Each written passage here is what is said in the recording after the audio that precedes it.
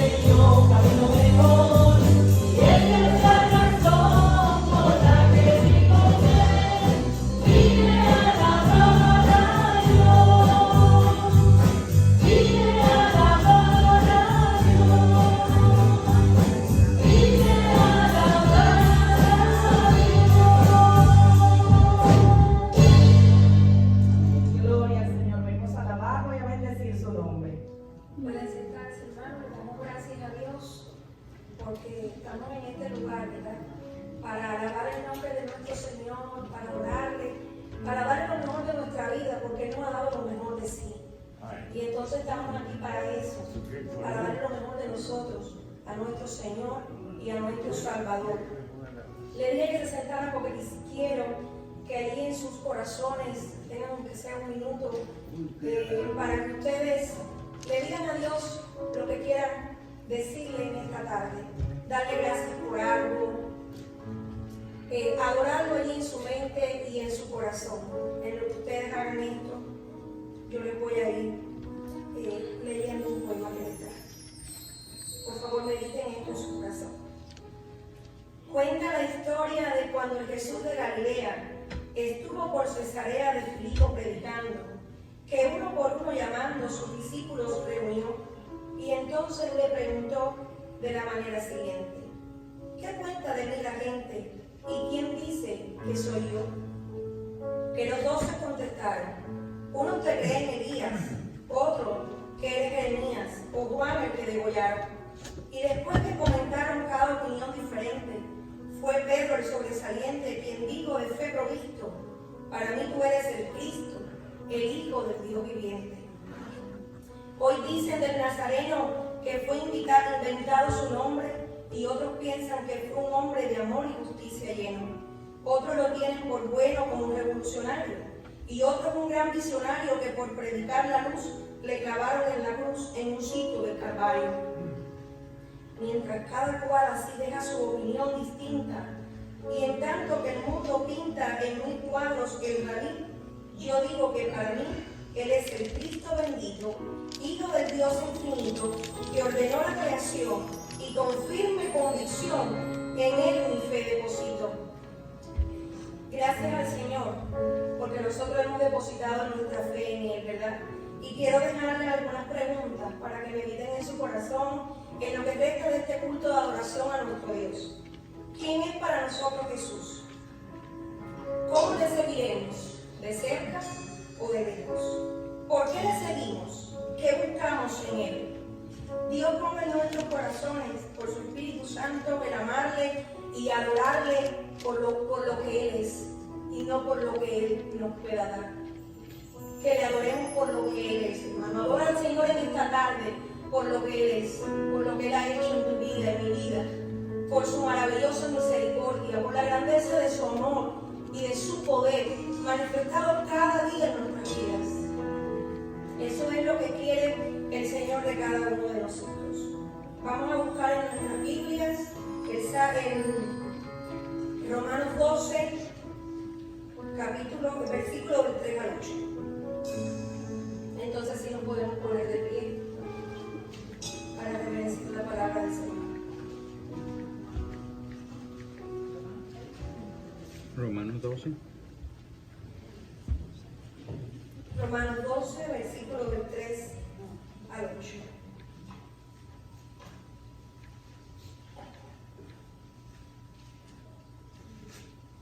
¿Todo lo tiene? Digo pues, por la gracia que me es dada a cada cual que está entre vosotros, que no tenga más alto concepto de sí que el que debe tener, sino que piense de sí con cordura, conforme a la medida de fe que Dios repartió a cada uno. Porque de la manera que en un cuerpo tenemos muchos miembros, pero no todos los miembros tienen la misma función, así nosotros, siendo muchos, somos un cuerpo en Cristo, y todos miembros los unos de los otros. De manera que teniendo diferentes dones, según la gracia que nos es dada, si el de profecía, úsese conforme a la medida de la fe, o si de servicio en servir, o el que enseña en la enseñanza, el que exhorta en la exhortación, el que reparte con liberalidad, el que preside con solicitud, el que hace misericordia con alegría. Vamos a orar. Padre, te alabamos y te damos gracias, Señor. Gracias porque podemos estar en este lugar para adorarte, Señor. Para ofrecer a ti, oh Dios, un culto de alabanza y de adoración, porque tu nombre lo merece. Gracias, Padre, por tu palabra, porque en ella, Señor, hemos conocido quiénes somos y quién eres tú, Señor. Te rogamos que tú la bendigas en nuestras vidas y te rogamos que sea tu Espíritu Santo quien presida todo lo que vamos a hacer en esta tarde, Señor. Te damos las gracias por tu amor, te damos las gracias porque tú nos has salvado, porque tú nos has librado, porque tú nos has hecho libres, Señor. Bendito sea tu nombre. En el nombre de Jesucristo oramos. Amén. Hay muchas razones por las que nosotros podemos alabar a Dios. Y una de ellas es porque Él nos ha hecho libres. Y la otra es porque Él nos ha hecho bien. David dijo que Dios le había hecho un bien. El bien de haber librado su alma de la muerte. Y porque Dios ha librado nuestra alma de la muerte, le seguiremos alabando y adorando. Amén. Gloria a Dios. Vamos a darle un fuerte aplauso al Señor.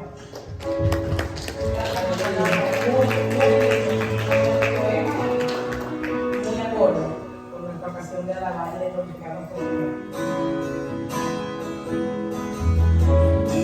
Vamos a hablar a nuestro Dios y vamos a decirle en esta tarde que es grande. Vamos a cantar a nuestro Dios desde el fondo de nuestro corazón.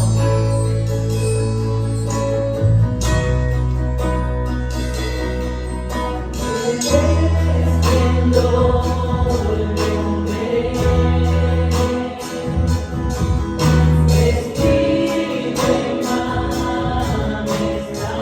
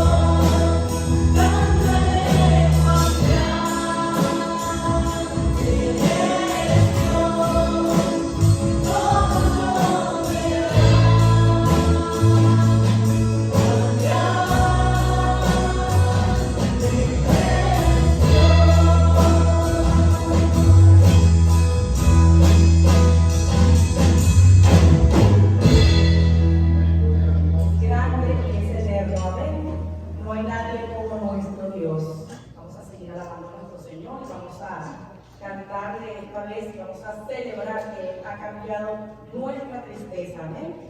Nuestro Señor puso en nosotros alegría, puso gozo, puso en nosotros nuevo espíritu, puso en nosotros vida. Así que vamos a cantarle con alegría y vamos a decirle a nuestro Señor que cambiaremos nuestra tristeza, cambiaré mi tristeza.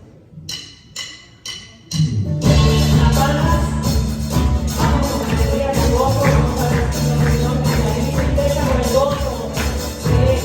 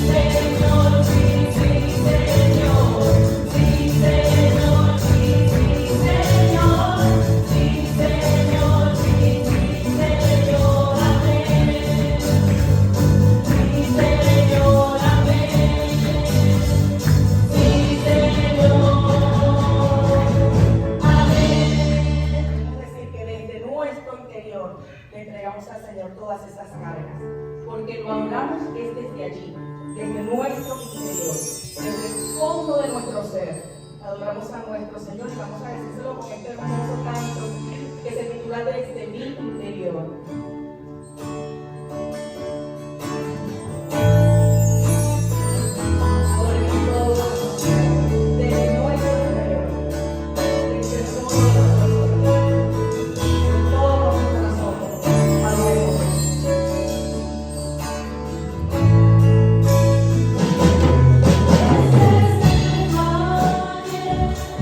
Mas tú fuiste fiel, gracias me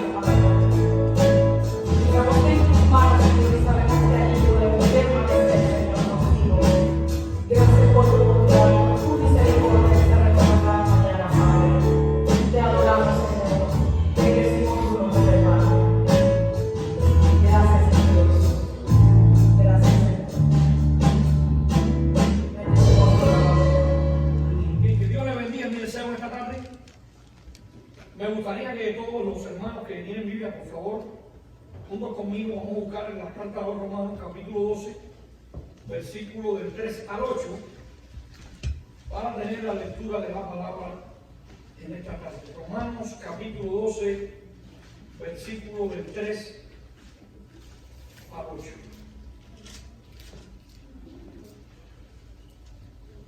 Amén. Y dice la palabra del Señor: digo pues por la gracia que me es dada a cada cual que está entre vosotros, que no tenga más alto concepto de sí que el que debe de tener, sino que piense de sí con cordura, conforme a la medida de fe que Dios repartió a cada uno. Porque de la manera que en un cuerpo tenemos muchos miembros, pero no todos los miembros tienen la misma función, así nosotros, siendo muchos, somos un cuerpo en Cristo, y todos miembros los unos de los otros. De manera que teniendo diferentes dones según la gracia que nos es dada, si el de profecía, úsese conforme a la medida de fe, o si de servicio en servir, o el que enseña en la enseñanza, el que exhorta en la exhortación, y el que reparte con liberalidad, y el que preside con solicitud, y el que hace misericordia, que lo haga con qué? Con alegría. Vamos a ver. Padre, desde lo más profundo de nuestros corazones en esta tarde te damos toda la gloria y toda la honra. Gracias porque tú eres un Dios que nunca ha fallado y que nunca fallarás. Gracias porque somos tus hijos, porque somos tu pueblo, porque formamos parte de la iglesia de Jesucristo. Y en esta tarde estamos reunidos con el propósito de adorarte, y queremos, Padre, que tú ministres por medio del Consolador nuestra vida de manera tal que nosotros podamos atesorar todo el mensaje que tú tienes preparado para nuestras vidas, Señor. Que sea tu Espíritu Santo usando la palabra, la que cae en lo más profundo de nuestros corazones, para que al salir de este lugar nosotros podamos salir llenos de tu presencia y con la sabiduría de lo alto a través de la administración de tu palabra. Gracias por tu amor, por tu fidelidad. Gracias porque somos tu pueblo, porque somos tus hijos. Y pedimos que prepares nuestra mente y nuestros corazones, y que quites toda perturbación que haya en nuestra mente, y que nos ayudes a clarificar todas nuestras dudas y nuestros pensamientos por medio de tu palabra. Confiamos en tu fidelidad, te damos toda la gloria y la honra, y gracias por ese privilegio que tenemos de poder tener la palabra tuya en nuestras manos. En el nombre de Jesús. Amén. Amén. Bien, mis queridos hermanos, en esta tarde quiero compartir este texto de Romanos capítulo 12, versículo del 3 al 8, donde hay una realidad incuestionable de este libro de Romanos. Es un libro muy doctrinal, pero yo quiero darle como título a mi mensaje: unidad en medio de ¿qué? De las diferencias. Es importante que nosotros entendamos este título: cómo tener unidad en medio de ¿qué? De las diferencias. Y aquí es muy importante que nosotros entendamos algunos detalles. No es lo mismo unidad que uniformidad. O sea, nosotros en unidad tenemos un Señor, un Espíritu, una fe, un Padre, un bautismo, una esperanza. Todos los cristianos tenemos eso en ¿qué? En común. Pero uniformidad, yo no actúo como usted piensa, ni usted piensa como yo actúo. Usted no se viste como me visto, ni usted se pela como yo me pelo. ¿Ven? Tenemos muchas ¿qué? Diferencia en cuanto a lo que es unidad y uniformidad. Es por eso que nosotros tenemos que entender esto desde una perspectiva bíblica. Y yo quiero traer esto a colación a través de Romanos 12, versículo del 3 al 8. Quisiera decirles que el capítulo 12 de Romanos, para mí, es uno de esos capítulos de la palabra de Dios que uno no puede olvidar tan fácilmente. Es un capítulo que nos marca a la hora en que nosotros empezamos a estudiarlo, y para mí es muy autorreferencial, por decirlo de esta manera. Digo esto porque cuando vamos a Romanos 12 podemos ver que Pablo considera cómo es que el hombre salvo debe de vivir, cuál debe ser su estilo de vida. Y lo primero que este capítulo nos muestra es cómo debemos de vivir los cristianos respecto a Dios. O sea, es algo premonitorio, como lo anunció como un anuncio de un hecho futuro que ocurriría, o sea que el cristianismo iba a vivir con un estilo de vida que iba a marcar ¿qué cosa? La diferencia en el mundo en el cual le tocaría vivir. Entonces, muy importante que en este estilo de vida que Pablo hace alusión aquí en Romanos 12, es que el individuo salvo, el cristiano, debe presentarse a Dios como un sacrificio vivo. Y quiero que miren la Biblia, porque vamos a estar hablando de lo que la Biblia dice y no lo que nosotros queremos que la Biblia diga. Entonces, el cristiano debe de vivir un estilo de vida teniendo en cuenta, primeramente, un estilo de vida como un sacrificio vivo. 2, también como un sacrificio viviente. 3, que sea un sacrificio santo y que sea agradable a Dios. Y en respuesta a esto, en respuesta a su misericordia, pues entonces el cristiano debe entender que debe vivir un estilo de vida manifestado en base a las 11 capítulos anteriores que Pablo está hablando de las misericordias de Dios, y ahora en este capítulo 12 hace como una conclusión. Creo que esta es la verdadera manera de adorar.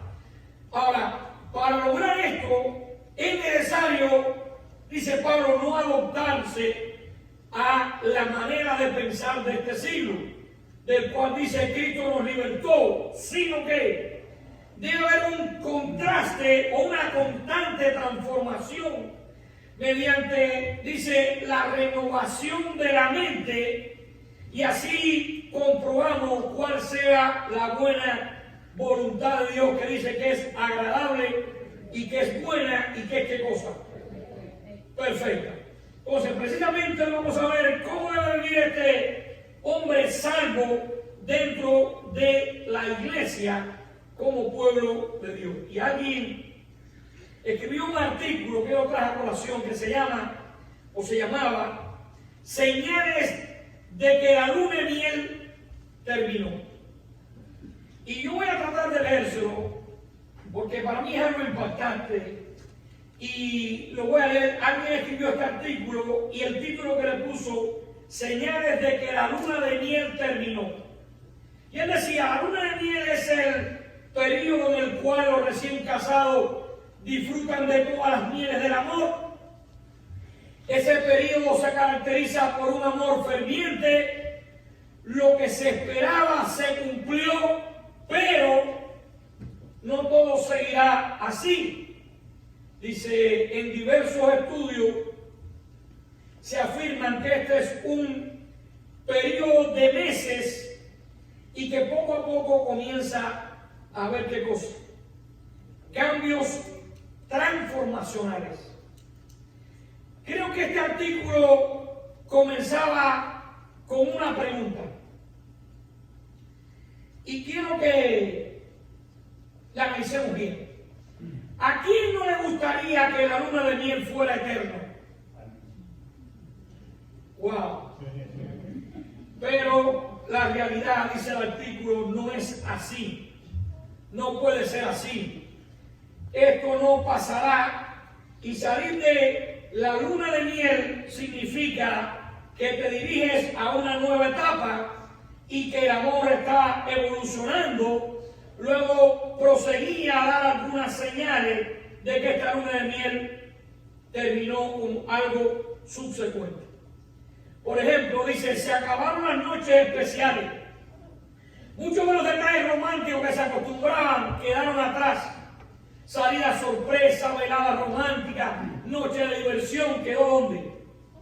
En el pasado. Y si usted quiere saber esto, cuando usted vaya a un restaurante, ustedes rápidamente, desde que entra, usted sabe quién es novio y quién está casado. Porque el que está casado rápidamente lo que quiere es comer. Y el que es novio está buscando el lugar más oscuro, casi no quieren comer, usted se da cuenta sobre el país. Son especialistas. La otra cara del artículo decía, los olores corporales y otras cosas comienzan aquí a aparecer. El esposo ronca cuando duerme. El cuidado del aspecto personal le resta importancia a la apariencia. Antes vivíamos de una careta, mami, qué bueno es él. ¡Wow! Nunca he discutido, es un genio. ¿Entiendes? Pero luego que pasa la luna de miel con el tiempo, nos quitamos las caretas y decimos, con este no fue quien me casé yo. Y yo con esta fue tampoco me casé yo. Y ahí empezamos a buscar los defectos, ¿no? Entonces dice otra cosa, las costumbres más inesperadas, las costumbres más raras y que pensabas que no tendría o ni te relacionaría con ella, las encuentras. Y empiezan a aparecer cosas que antes no pasaban, pero ahora empiezan los malos caracteres, las malas formas, los genios, y ya los ángeles empiezan a desaparecer. Ahora, pregunto, ¿por qué comencé de esta manera el sermón? Porque al igual que en una pareja, eso también sucede en la vida de la iglesia. Digo esto porque cuando vienes a la iglesia y dice, esta es mi iglesia, la encontré, y comienza la luna de miel y te traza una falsa expectativa. ¡Wow! ¡Qué bendición! ¡Cómo me aman los hermanos! ¡Qué bendición en esta iglesia! Pero ¿qué pasa después? Pues te das cuenta con el tiempo de que tocamos música centrada en la escritura y yo quiero música emocional. Yo quiero gritería y aplauso y emociones, pero nada escritural. Quiero coro y no quiero himno. Y empiezo a qué cosa? A buscar detalles y empiezo a notar que no somos muy prodigiosos musicalmente, que el pastor a veces te saluda y otras veces está un poco despistado por aquí adelante, como me pasa a mí cuando termino el culto. ¿Ven? El hermano que te recibía con gusto las primeras veces en tu llegada y a veces ya a veces no lo hace con la misma emoción que antes te recibía cuando llegabas por primera vez. Pasaste a ser uno más y te ves normal como a todos, y los detalles negativos, la falta, la falla de los demás comenzaron a aparecer y la luna de miel terminó. Y demando un cuidado paliativo sobre mi persona, porque creo que el mundo gire alrededor mío y empezamos a marcar los asientos. Este es mi asiento y aquí no se puede sentar aquí nadie. ¿Es así? Si por casualidad en la vida a alguien se le queda el teléfono encendido, wow, pues con la cara, como dicen todos, o con un regaño o cualquier cosa, ¿me entienden? Porque a veces nos creemos muy perfectos y muy santos. Ahora Pablo comienza con las palabras, por la gracia que me es dada. Wow. Muchos atribuyen a esta frase un recordatorio de quién era Pablo, un apóstol de Jesucristo, y designado como apóstol, dice, debido a la gracia de Dios. Gálatas 1:15 dice, yo era perseguidor de la iglesia de Jesucristo, en gran manera, parafraseando. Pero cuando me llamó Dios y me sacó, dice, desde el vientre de mi madre, y me llamó por su gracia, no por algo bueno que había visto en Pablo. Y ahora en el verso 5 de este capítulo 1 dice que él recibió la gracia y el oficio de apóstol por la gracia de Dios. Y ahora en el capítulo 15, versículo 15, nuevamente dice, manifiesta que él les ha escrito con atrevimiento, dice, por la gracia que le había sido dada aquí a él. En otras palabras, podríamos decir que él está con toda autoridad de apóstol exhortando a la iglesia en Roma.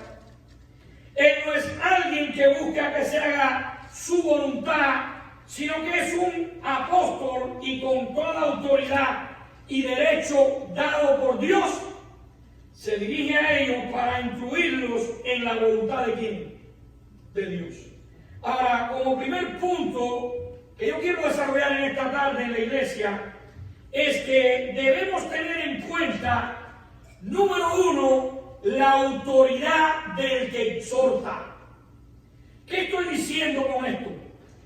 Pablo dijo, muy importante que en la iglesia respetemos la autoridad del liderazgo. Pablo está diciendo que él era un fariseo celoso de sus tradiciones, con una prescripción facultativa muy grande. En Hechos capítulo 7, después de la muerte de Esteban, el primer mártir de la iglesia, dice, había un hombre detrás de esta persecución, y este se llamaba ¿quién? Saulo de Tarso. Y en el versículo 1 y 3 del capítulo 8 leemos, Saulo, fíjense bien, capítulo 8, versículo 1 y 3, Pablo consentía en su muerte. En aquel día hubo una gran persecución ¿contra quién? Contra la iglesia que estaba en Jerusalén. Dice, y todos fueron esparcidos por la tierra de Judea y de Samaria, salvo quienes, los apóstoles, hombres piadosos, fueron los únicos que llevaron a enterrar a Esteban e hicieron gran llanto sobre él. Y dice este versículo 3, y Saulo asolaba a la iglesia y entrando casa por casa arrastraba a hombres y mujeres y los entregaba ¿en dónde? En la cárcel. Hermano, aquí podemos ver el trasfondo de Pablo, donde nos dice uno que fue perseguidor de los cristianos, dos que había consentido en la muerte de Esteban, tres que asolaba a la iglesia, cuatro que entregaba a los cristianos en la cárcel, y esa es una pequeña descripción de quién era el apóstol Pablo. Pero en Gálatas encontramos a este Pablo ahora describiendo su ministerio y cómo él explica cómo fue que llegó a ser apóstol, según el verso 11 y 13 del capítulo 1, cuando dice, mas os hago saber, hermano, que el evangelio anunciado por mí no es según hombre, pues yo ni lo recibí ni lo aprendí de hombre alguno, sino que por revelación de Jesucristo, porque ya habéis oído acerca de mi conducta en otro tiempo en el judaísmo, que perseguía, dice, en sobremanera a la iglesia de Dios, dice, y la asolaba. Wow, hermano, este hombre, a pesar de no haber estado caminando con Jesús en la tierra, dice que recibió las instrucciones del mismo Jesús por medio de una revelación. Y los apóstoles que caminaron con Jesús, que fueron testigos de su resurrección, pero ahora Pablo, que no estuvo con ellos, también fue testigo de esa resurrección cuando dice apareciéndosele Jesús al igual que los demás apóstoles. Déjeme resumir la idea. Algunas cosas en un breve pensamiento o marco referencial. Pablo, ahora apóstol, era un perseguidor de la iglesia, era un asesino de la iglesia, y en uno de sus viajes el Señor se le aparece y después lo instruye, llamándolo al ministerio como apóstol de ¿quién? De Jesucristo. Creo que con esa autoridad recibida por la gracia de Dios, ahora Pablo les hace una exhortación a los hermanos. Y hermano, Pablo tenía toda autoridad. ¿Quién se la había dado? Dios. Tenía toda autoridad para ministrar la palabra, para anunciar el evangelio, para exhortar a la iglesia, para enseñar, porque Pablo fue transformado por el poder de Dios. Por eso es importante que presenciemos y que respetemos o que apreciemos la autoridad del hermano que exhorta dentro de la iglesia. Es importante respetar a los que presiden en el Señor y que tienen un cargo funcional en la iglesia. Ahora, no solamente es importante como cristianos respetar la autoridad, sino también, como punto número 2, es que los cristianos debemos ser sobrios en nuestro concepto de sí mismo. ¿Quién eres tú? Y aquí hay 3 palabras clave: autoestima, autoimagen e identidad. Autoestima es cómo me siento. Autoimagen, cómo me veo. Identidad, quién yo soy. Recuerden que si usted tiene una mala identidad, usted va a tener, ¿qué cosa? Una baja autoestima y va a tener una falsa, ¿qué? Autoimagen. ¿Por qué existen tanto los gimnasios? Porque hay una crisis de identidad. Y el hombre quiere vivir trabajando externamente lo corporal, ¿ve? Pero no invierte nada en lo interno, sino que se invierte ¿dónde? En lo externo. Porque por la apariencia somos, ¿qué cosa? Aceptados. Vivimos en una cultura que el lindo supera al feo, el rico al pobre, el fuerte al flaco.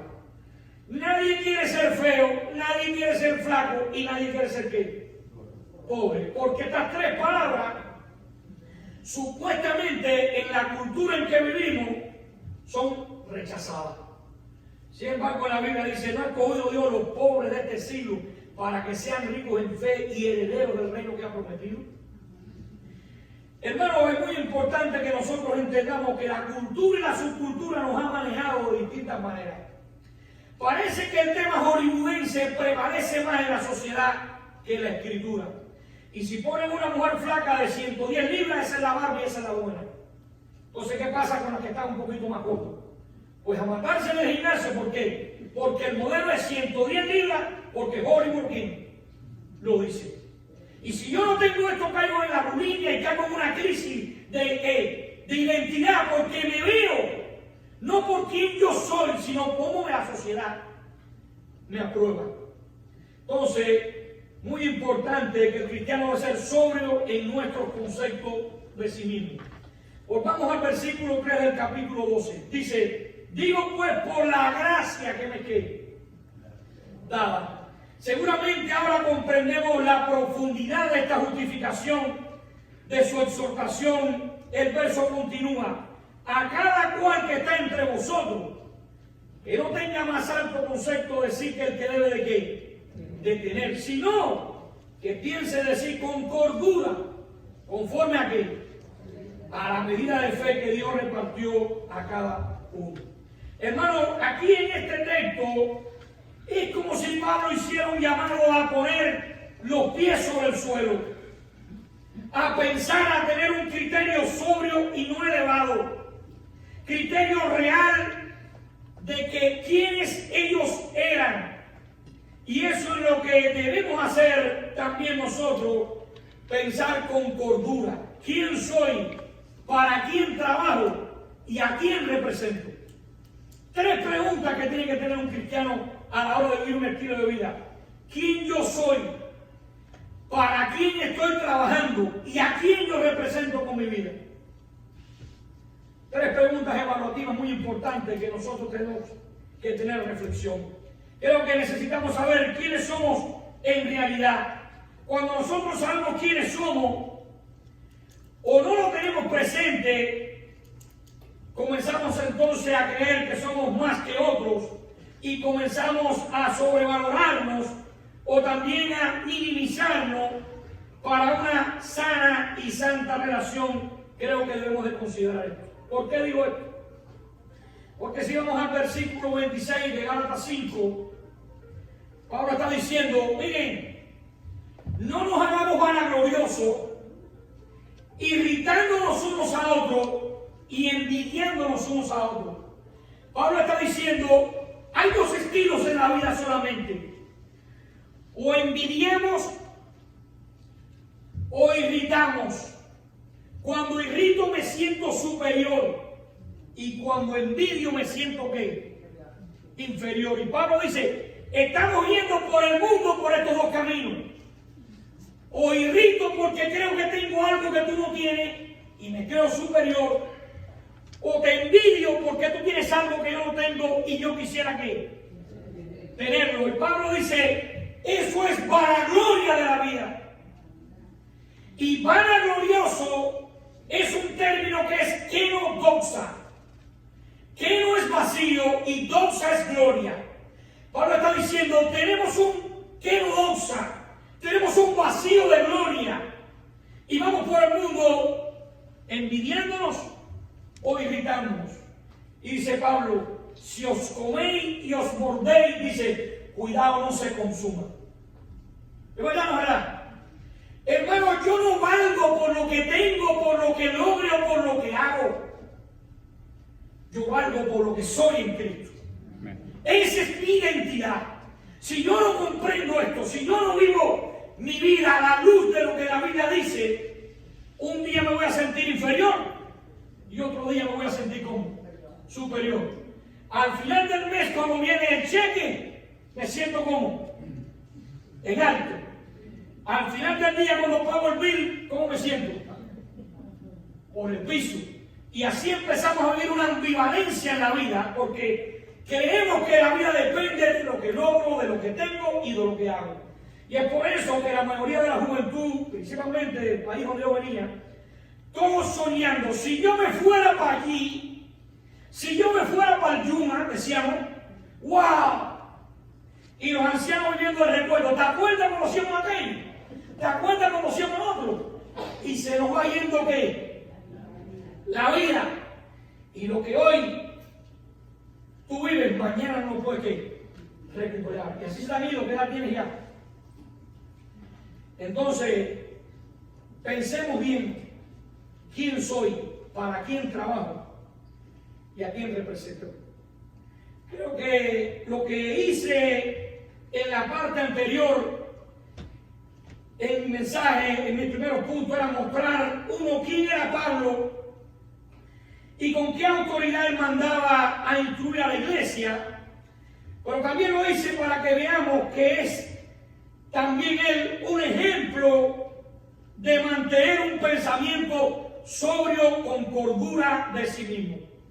Pablo siempre tenía los pies sobre la tierra y parece claro que siempre tiene en mente lo que era y lo que había sido, o sea, un pecador, un asesino, un perseguidor de la iglesia, pero que ahora tenía el privilegio más grande de ser llamado hijo de Dios, de ser colaborador de Dios, de ser un santo y de ser un apóstol de Jesucristo.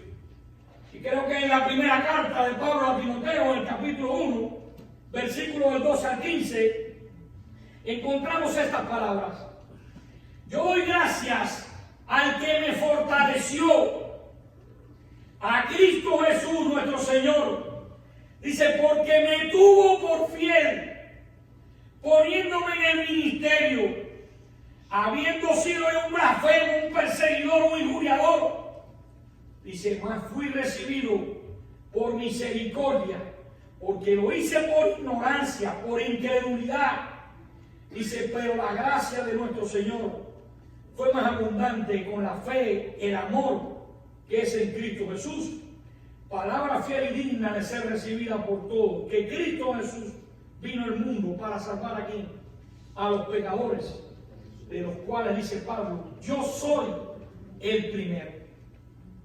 Hermano, insisto en que notemos este detalle, que Pablo siempre pensó decir con cordura, él sabía lo que era, quién era, para quién trabajaba, para quién representaba, y lo que había sido antes, que era un blasfemo, perseguidor, injuriador. Dice, recibido en misericordia, salvo por fe y por gracia.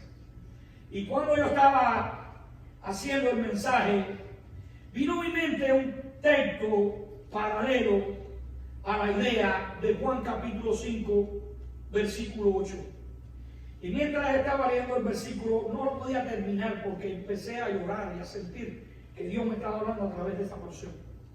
Y estaba recordando cómo aquí hay un hombre enfermo, paralítico, 38 años, en un lecho, en un estanque.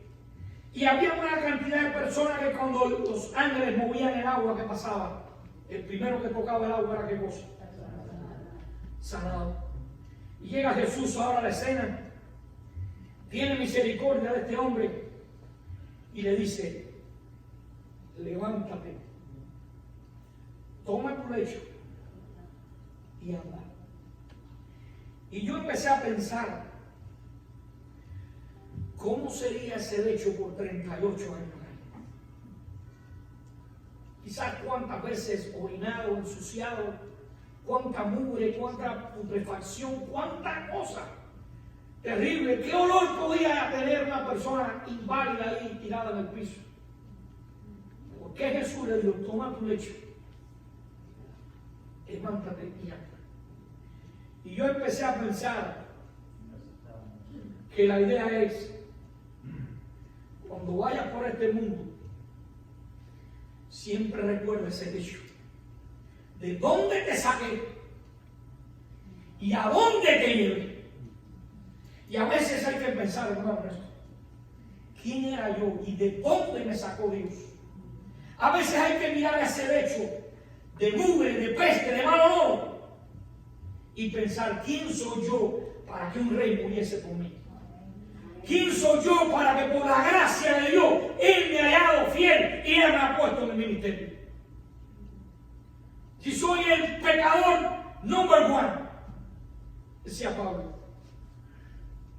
Meditemos en esto. Entonces, muy importante, no nos creamos mejor que los demás. Creamos que somos más espirituales y santos que nuestros hermanos. Creernos eso es un grave error. Porque tú y yo somos perfectos en Cristo.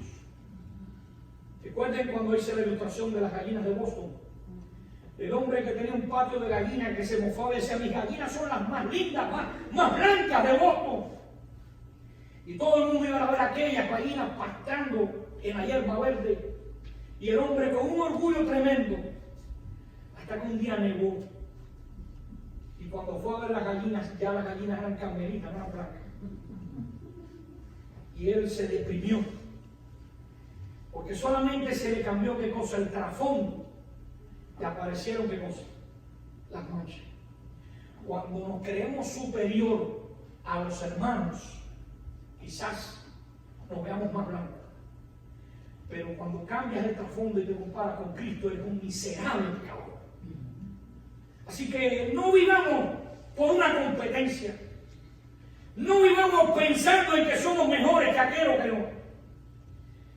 Vivamos pensando que somos pecadores, pero por la gracia de Dios Cristo nos lavó, nos perdonó, nos justificó, nos regeneró, hizo una obra vicaria, expiatoria, sustitutiva, y por su sangre preciosa nos redimió. Punto número 3, quiero concluir, es que Pablo nos exhorta a que nos respetemos los unos a los otros y exhorta con autoridad que seamos sobrios en el concepto que tenemos de nosotros mismos y que también que amemos a los hermanos. Hermanos, desgraciadamente en este país nos convertimos en una burbuja. Nos encierran en una burbuja. Y si nos va bien a nosotros pensamos en lo mío primero. Y a veces estoy pensando todas estas personas que vienen de Cuba, que vienen de estos lugares nuevos y que llegan aquí, que ni tienen trabajo, que ni tienen dónde vivir, que no tienen que hacer esas cosas. Y a veces yo me pongo a pensar de dónde nos sacó Dios y lo que nos ha dado y por qué nosotros somos como los muros que tenemos una orejera así y miramos para allá y no queremos mirar las necesidades del hermano. Permita el Señor que nosotros entendamos que estamos en este mundo para servir. Que estamos en este mundo como siervos de Dios. Que todo lo que tenemos ha sido por la gracia de Dios. Y si Dios te da el privilegio de poder ayudar y mostrar misericordia a otros, amén, hazlo. Porque todo pasa, el mundo pasa, todo pasa. Pero el que permanece en Dios permanece para quién? Para siempre. Permita el Señor que nosotros entendamos el respeto a la autoridad, que entendamos la importancia de tener cordura, de pensar de sí mismo quiénes somos en Cristo. Y tercero, el Evangelio que sea nuestra regla primordial para medirnos. Que nos mide y lo normativo sea la Escritura, que el Evangelio sea nuestra regla para medirnos. Y Pablo nos llama, uno, a no tener más alto concepto de nosotros mismos, del que debemos de tener, y lo hace llamándonos a pensar de sí con cordura, conforme a la medida de fe que Dios repartió a cada uno. En otras palabras, Pablo está diciendo, tú no eres el autor de esta historia. No se trata de que tú vivas para tu propia gloria. Tú vives con un designio, un propósito y para la gloria de Dios. Ese es tu llamado. Creo que es difícil de traducir esta frase que Dios repartió a cada uno. O sea, es difícil de traducir esa frase del griego. Incluso creo que muchos comentaristas, según estaba estudiando, están divididos respecto al significado de esta frase, pues la fe no se da por medida, y algunos presentan varias explicaciones a cada punto expuesto, pero la más aceptable es que es una referencia al Evangelio, a vivir por el Evangelio. Y esto es claro, el Evangelio es la medida de fe. El Evangelio es la regla por medio del cual debemos vernos a nosotros y a los demás. Somos pecadores que si no fuera por Cristo, seguiríamos, ¿qué cosa? En donde estábamos antes. Por eso es que el Evangelio es una buena noticia, porque revela el carácter de Dios, la naturaleza de Dios y el plan de Dios. Porque es más noticias que instrucciones, porque se trata más de lo que Cristo hizo que de lo que tú tienes que hacer.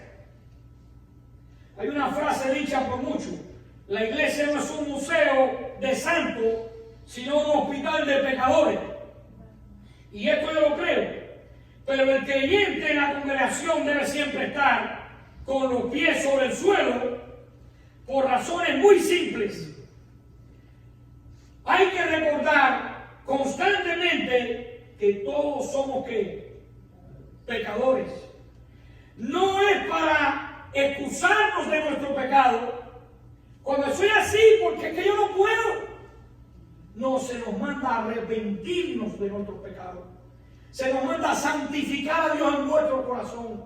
Se nos manda a limpiarnos de toda contaminación de carne. Se nos manda a ocuparnos de nuestra salvación con temor y temblor. Hay muchos mandamientos que entran dentro de la responsabilidad del creyente. Pero el medio de gracia es el Evangelio. Hay que recordar constantemente esta realidad. Es muy importante, dice Pablo, poder ayudarnos, tener una vida centrada en el amor, la gracia y la salvación que recibimos de Jesús. Ahora, a veces tenemos muchos problemas y conflictos en el matrimonio, en la iglesia y en muchos lugares. Pero hay tres palabras clave que dejó Cristo: amor incondicional, misericordia y gracia. Amor incondicional, misericordia y gracia solamente se le puede dar a alguien que no lo merece. Así que, oiga, pastores, que yo no estoy enamorado más de mi esposa. Amor incondicional, gracia y misericordia son para quienes no la merecen. Las tres cosas nos las dio Jesús a nosotros. No merecíamos nada, pero por su amor incondicional, por su gracia y por su misericordia, nos aceptó, nos llamó, nos perdonó, nos adoptó, nos redimió, nos justificó, nos glorificó. Creo que somos pecadores salvados por el Señor, y saber eso nos ayudará a no enseñorearnos de nosotros mismos. No es el protagonismo, tú no eres el protagonista, es Cristo. No debemos de exaltarnos a nosotros mismos y menospreciar a otros. Mientras más tiempo pasemos con una persona, nos daremos cuenta que somos pecadores. Quizás la luna de miel ya terminó. Quizás ya no te saluden como antes cuando eras nuevo. Y quizás ya te diste cuenta de que el pastor tiene errores y pecados igual que tú. Así que recuerda, mi querido hermano, lleva tu amor a otro nivel, a otra dimensión. Recuerda que todos somos pecadores salvados por la misericordia, el amor incondicional y la gracia de Dios. Todos estamos en la iglesia, ¿por qué? Por la gracia, su amor incondicional y su misericordia. Concluyo. Por eso es importante, número uno, dice Pablo, la unidad en medio de nuestras diferencias. La gracia de Dios fue derramada sobre ti y sobre mí. Valoremos siempre eso, hermano. Valora, número uno, y respeta dentro de la iglesia al que te exhorta y al que tiene liderazgo con autoridad. Número dos, que seamos sobrios en el concepto que tenemos de nosotros mismos. Lo que la gente diga de mí o piense de mí no es lo que yo soy. Yo soy lo que la Biblia dice, el amado, favorito, especial, corona de la creación, portador de la gloria de Dios, hijo de un rey. Esa es mi identidad. Comprado por precio de sangre, lavado por la sangre del Cordero, justificado por el Cordero, acepto en el amado, perdonado. Y número 3, recuerda que la única regla con que debemos medirnos es el Evangelio. La Escritura, lo importante de la Escritura, la suficiencia de la Escritura, la inerrancia de la Escritura, la objetividad de la Escritura, la perspicuidad de la Escritura, la Biblia como el fundamento de la verdad revelada por Dios. Estos no son tiempos de vivir por experiencias y emociones. Estos son tiempos de vivir por los absolutos bíblicos. Que Dios le bendiga en mi deseo y que podamos tener esto como una regla real. Respetemos la autoridad que nos dirige, vivamos con cordura y sobre todas las cosas vivamos por el Evangelio. Dios le bendiga.